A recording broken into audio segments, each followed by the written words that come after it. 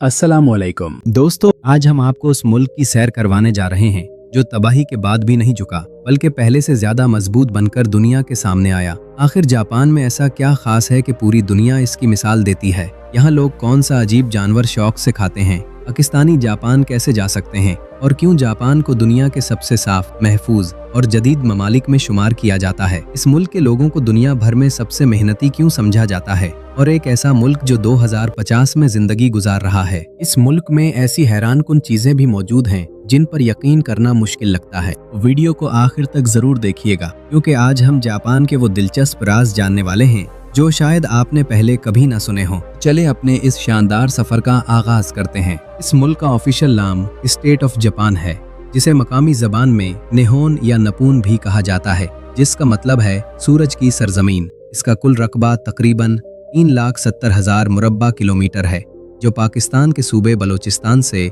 सिर्फ थोड़ा सा बड़ा है।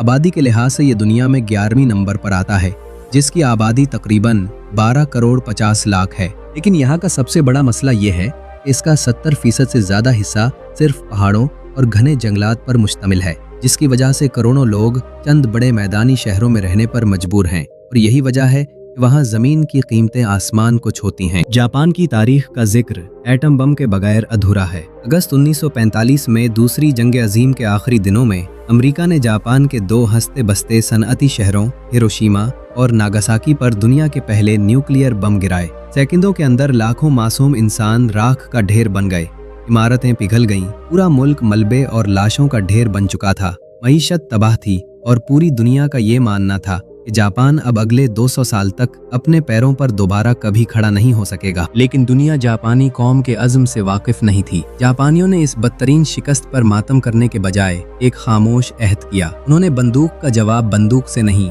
बल्कि टेक्नोलॉजी, फैक्ट्रियों और जदीद तालीम से देने का फैसला किया।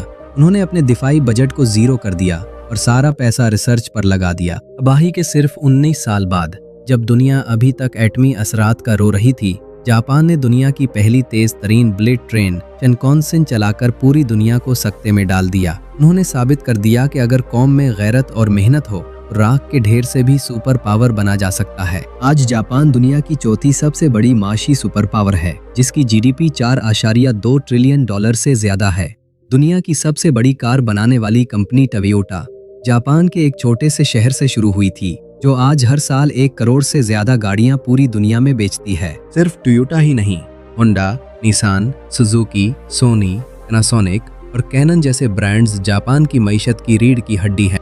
दुनिया की बड़ी से बड़ी इंडस्ट्री जापानी स्पेयर पार्ट्स और उनकी हैवी मशीनरी के बगैर एक कदम भी आगे नहीं बढ़ सकती। जोग्राफियाई लिहाज से जापान बर्रे-आज़म एशिया के बिल्कुल मशरक में वाक़े एक अनोखा मुल्क है।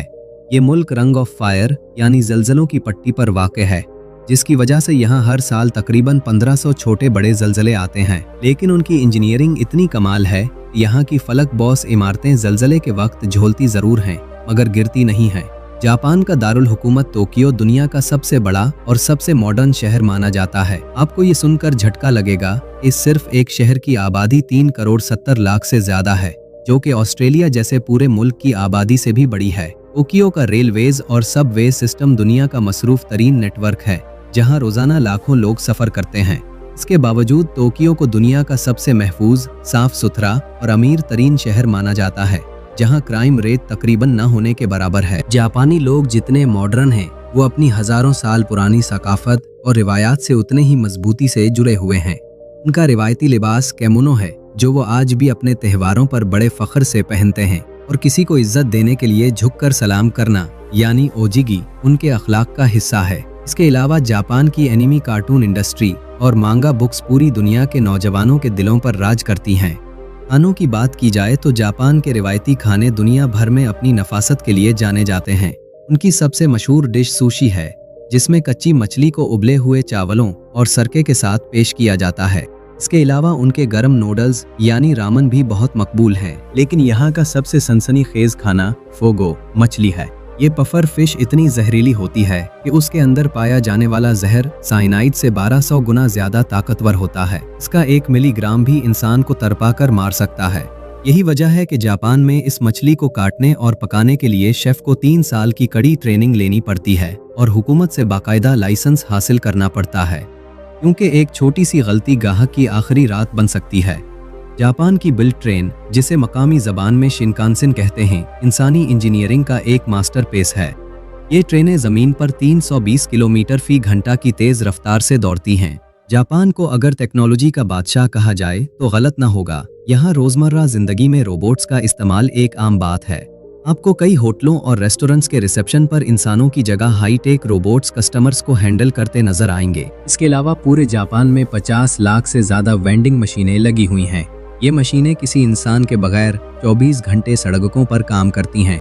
आपको सिर्फ इसमें सिक्के या कार्ड डालना होता है और ये मशीन आपको गर्म चाय, कॉफी, ताज़ा पिज़्ज़ा, आइसक्रीम, छतरियाँ, जराबें और यहाँ तक के कपड़े भी सेकंडों में निकाल कर दे देती है। क्या आप तसव्वुर कर सकते हैं कि किसी मुल्क की सड़कों पर एक भी कचरादान ना हो और फिर भी वो दुनिया का साफ तरीन मुल्क हो? जी हाँ, जापान की सड़कों पर डस्टबिन नहीं होते, क्योंकि लोग अपना कचरा अपने बैग में डालकर घर ले जाते हैं और वहीं ठिकाने लगाते हैं। फुटबॉल वर्ल्ड कप के दौरान भी पूरी दुनिया ने देखा कि जब मैच खत्म हुआ तो जापानी तमाशाइयों ने अपनी सीटों के पास पड़ा सारा कचरा खुद साफ किया और स्टेडियम को चमकाकर बाहर निकले। वहाँ सफाई ईमान का हिस्सा नहीं, बल्कि उनकी घुटी में शामिल है। अब आते हैं इस सबसे अहम सवाल की तरफ, जिसका आप सबको इंतजार था। एक पाकिस्तानी कानूनी तौर पर जापान कैसे जा सकता है?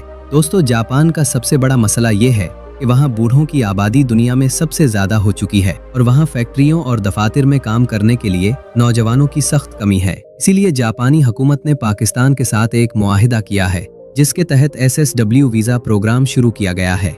इस वीजा की सबसे अच्छी बात यह है कि इसमें आपको किसी टाउटिया एजेंट को करोड़ों रुपए देने की बिल्कुल जरूरत नहीं होती। जापान का ये डायरेक्ट वर्क वीजा हासिल करने के लिए आपको सिर्फ 2 आसान मरहले पार करने होते हैं। पहला ये कि आपको जापानी जबान का बुनियादी टेस्ट यानी JLPTN5 या JFT पास करना होता है, जो आप पाकिस्तान में रहकर 3 से 4 माह में सीख सकते हैं। और दूसरा ये कि आपको अपने फील्ड जैसे होटल मैनेजमेंट, नर्सिंग, कंस्ट्रक्शन या IT का एक बुनियादी स्किल टेस्ट पास करना होता है। अगर आप ये दोनों टेस्ट पास कर लेते हैं तो आपको बराह रास्त जापान का वर्क परमिट मिल जाता है, जहां एक आम वर्कर की शुरुआती माहाना तनख्वाह 3 लाख से 5 लाख पाकिस्तानी रुपए तक होती है, जबकि अच्छे हुनरमंद और IT के लोग इससे दुगना कमाते हैं। जापान की इस कामयाबी के पीछे उनका अनोखा स्कूलिंग सिस्टम है। जापान के स्कूलों में पहली से तीसरी जमात तक बच्चों का कोई रिवायती इम्तिहान नहीं लिया जाता। इन शुरुआती 3 सालों में बच्चों पर किताबों का बोझ डालने के बजाय सिर्फ अखलाकियात, आदाब, बड़ों की इज्जत, जानवरों से प्यार और सफाई सुथराई सिखाई जाती है। इसके अलावा वहाँ के स्कूलों में सफाई के लिए कोई खाकरोब या स्वीपर नहीं होता, बल्कि स्कूल के बच्चे और असातिज़ा रोजाना मिलकर अपने क्लासरूम्स और वॉशरूम्स खुद साफ करते हैं। यही वजह है कि वहाँ का लिटरेसी रेट 100% है। सयाहत के शौकीन अफराद के लिए जापान किसी ख्वाबों की दुनिया से कम नहीं है। यहाँ का सबसे बड़ा साइन और पहचान माउंट फौजी है, जो एक इंतहाई खूबसूरत और मुक़द्दस बर्फपोश पहाड़ है। इसके अलावा जापान का कदीम शहर क्योटो अपनी तारीखी सकाफत, हज़ारों साल पुराने लकड़ी के मंदिरों, रिवायती बागात और चेरी ब्लोसम के दरख्तों के लिए पूरी दुनिया में मशहूर है, जहां हर साल करोड़ों इंटरनेशनल सयाह इन नज़ारों को देखने आते हैं। लेकिन जहां इस मुल्क में इतनी खूबियां हैं, वहां इसके कुछ तारीख और पुरअसरार पहलू भी हैं। जापान में अकेलापन इस हद तक बढ़ चुका है कि वहां बाकायदा रेंटल फैमिलीज का बिजनेस चलता है, जहां तन्हा लोग पैसे देकर कुछ घंटों के लिए किराए की बीवी, किराए के बच्चे या दोस्त हासिल करते हैं ताकि अपना अकेलापन दूर कर सकें। तो दोस्तों, ये था जापान, एक ऐसा मुल्क जिसने दुनिया को सिखाया कि चाहे कितनी ही बड़ी तबाही क्यों ना आ जाए, अगर कौम में डिसिप्लिन, ईमानदारी और दिन रात मेहनत करने का जज्बा हो तो वो राह के ढेर से उठकर भी दुनिया पर राज कर सकती है। तो प्यारे दोस्तों, आपको जापान की कौन सी बात सबसे ज्यादा हैरानकुन या अच्छी लगी? नीचे कमेंट सेक्शन में अपनी कीमती राय का इजहार जरूर कीजिएगा। अगर आपको हमारी ये मेहनत पसंद आई हो तो वीडियो को लाइक करें, अपने दोस्तों के साथ शेयर करें और ऐसी ही करक और मालूमाती दस्तावेजी वीडियोस के लिए हमारे चैनल इन्फो विद सैफ को सब्सक्राइब करना मत भूलें। अपने मेज़बान सैफ को अगली वीडियो तक के लिए इजाज़त दीजिए। अल्लाह हाफिज।